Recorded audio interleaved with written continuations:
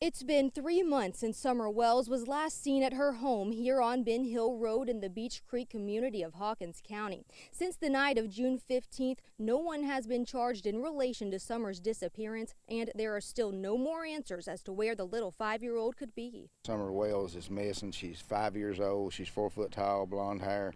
Last seen wearing a pink shirt and gray pants. That statement has remained the same since that initial night, launching a massive ground search and Amber Alert on the following day. Everybody's a person of interest till we find Summer. Authorities said all possibilities were on the table, but Summer's father told us he believed she was taken. Candace was on one side of the house when she got gone.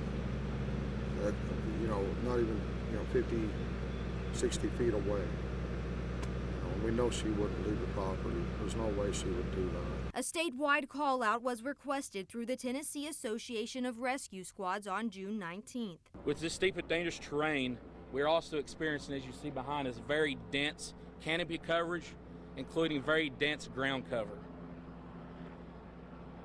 causing search efforts to become very difficult, taking extra time to cover these areas adequately, exhausting teams a lot quicker, in turn causing longer for these grounds to be covered. Press conferences continued until June 24th. While every case is different, this one is definitely outside of the norm. Typically, in an investigation like this one, we have some idea of where the case is headed and what might have happened within a few days. On June 26th, the TBI asked for help finding the driver of a Toyota pickup truck that was seen in the area of Ben Hill Road and Beech Creek Road either in the early afternoon to late evening on Monday, June 14th or Tuesday, June the 15th. They stressed that this person is not a suspect but could have seen something. Please find it in your heart, have mercy, and find a way of letting her go and where we can get her back. Summer's parents believe someone took her. On June 28th, 13 days after her daughter went missing, Candace Bly spoke on camera for the first time. Me and my mother and her were planting flowers, and we went in after we got done washing our hands, and she got a piece of candy from Grandma, and she wanted to go back over and see her brothers, and I said okay, and I walked her all the way over to the porch, and I watched her walk into the kitchen where the boys were watching TV. And I told the boys, I said, watch Summer, I'll be back. And within 2 minutes I came back, and I asked the boys where their sister was, and they said, she went downstairs, Mom, to play with her toys in the playroom. I said, okay. And I yelled downstairs for her a couple times, and I didn't get no answer, which was unusual because usually she always answers me. And so I went down there to check, and she was nowhere in sight. She was just gone.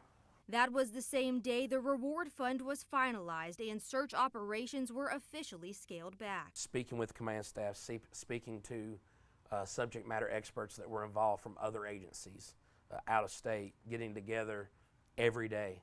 Hey, this is what we've covered. This is the probability. This is putting all these things together to make the decision. I can say made the decision easier, but it didn't. Still, at the end of the day, it was very difficult to make the decision of scaling back operations to only go off of credible leads. Nearly a month later, the nonprofit group EquiSearch Midwest returned to the Beech Creek area. I'm still going to keep the faith.